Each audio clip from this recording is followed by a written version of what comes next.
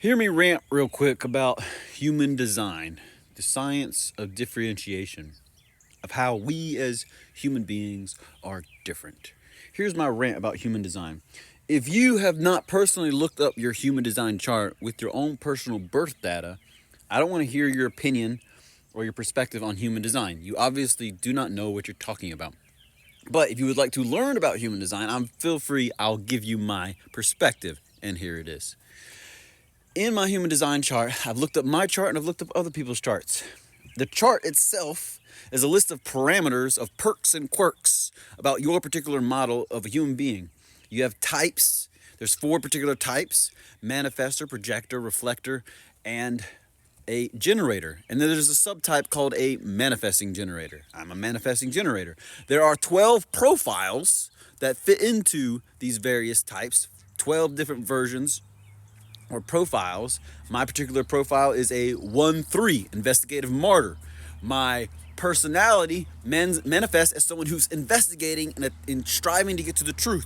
But my subconscious expression of that is I'm martyred for my mistakes in that trial and error process.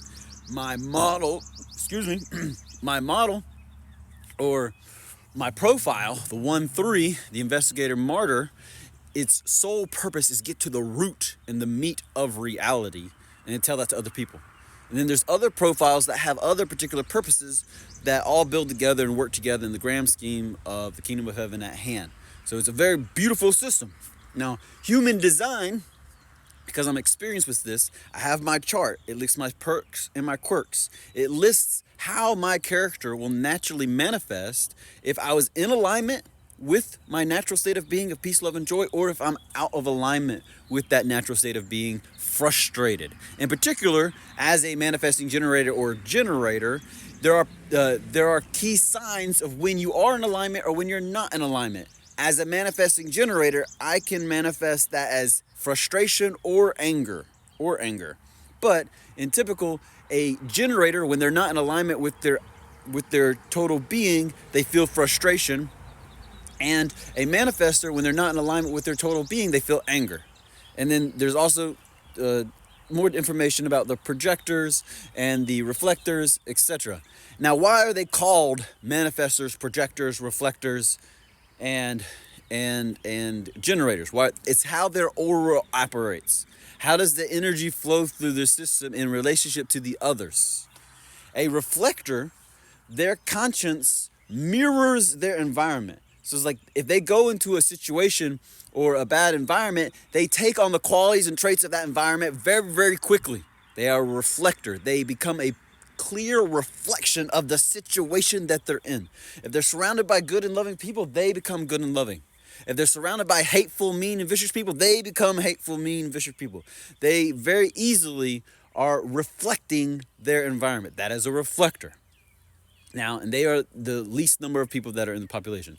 Now, there is a projector. A projector observes their experience, has experiences, interactions, and internalizes something in their experience, and then projects their internalization of their view of the world. And so they see their view of reality rather than the objective view of reality, because they're always projecting. That's just their natural state of being. They're the second most prevalent group of the 4 classes. Next, you have the manifestors. These are the ones that are like entrepreneurs. They are always manifesting. They are creating. They can have an idea, an inspiration, go, that would be a great idea, and immediately begin to put it into action. And then all the resources, the people, places, and things all come together to help them get that project started. Manifestors are really, really valuable for starting things, that they get shit done and get shit started. Now, who gets the shit done the most, though? That would be the 4th class, the generators. They are the most prolific ones. If I summarize these 4 different types for you, their names describe the inner mechanics of what happens within their conscience as it expresses itself outwardly. So a reflector reflects its environment. There's not a lot going on in here. It's just a mirror. The projector internalizes something from its environment, maybe true, maybe false, internalizes it, and then projects it back out, acting as if that version of that they see the world is actually true when it may not actually be true. A manifester comes up with inspirations and ideas and immediately puts those into practice, and a generator dreams them and then responds. Now, there's so much more information about human design that I can't possibly describe in a 10-minute video, nor am I going to attempt to try or explain it or teach you any of it. I have my own purpose in life. But human design is called the science of differentiation, the science of what makes you and me unique. Imagine that there's only so many different types of humans that can be produced in creation. There has to be a blueprint for how all the infinite possibilities can be generated.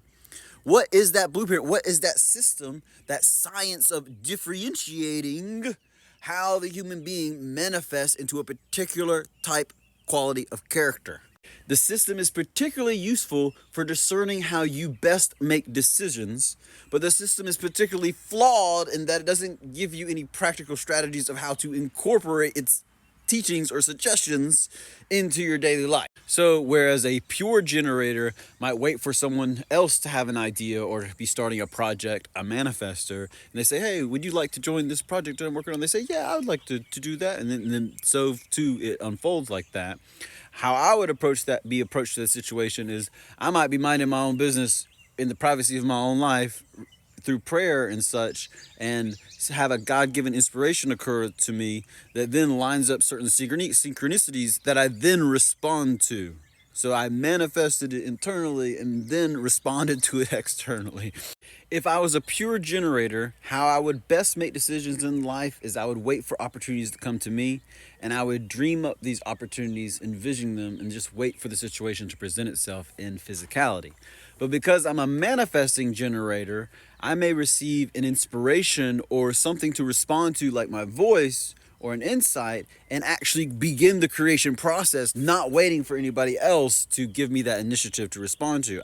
Now, all of this information may sound very, very interesting to you, but honestly, unless you look up your chart, it's really meaningless to you. I would check out, the main website is mybodygraph.com. Check that out, look up your chart. Once you look up your chart, you're gonna see a lot of information, like a map almost, and it's gonna be overwhelming, but you want to compare your personal experiences of life with what it says. And for clarity, let's also talk about what human design is not. It is not a fortune-telling system. It is not a future-telling system. It is not something that you can use to predict certain things about yourself and others. It's a tool that you can use to understand other people. It's like, you might think that person is just a bad person, but if you look up their design, you'll be like, oh, they actually make those types of decisions by their design. I'll give you an example. I thought a girlfriend of mine once upon a time was just a hoe, and that's how she was able to move on after our relationship so quickly. Well, it turns out, according to her human design, in her design, it says that she has to have someone already set up to move from one relationship to the next relationship. It's part of her design. And I was like, well, if you're interested in a cool story, go check out the story of the founder of human design, the science of differentiation, on YouTube. And it's a very interesting story of how he acquired a stolen throat chakra, if I remember correctly, that he used, and it came from like a higher realm, that he used to spontaneously describe all the mechanics of this entire system, and is super detailed, all in like a week period or so. So final thoughts of this rant: human design is not a belief system, it is a science. Someone has pointed out the facts and they say, hey, use these facts as a measure to your life and see if it's adding up to you. See if it's true for you. Test it out. Which is very similar to what Yeshua the Christ said, and I'll paraphrase: test my doctrine for yourself, and ye shall know if I speak of myself or if my words come from God. Hallelujah.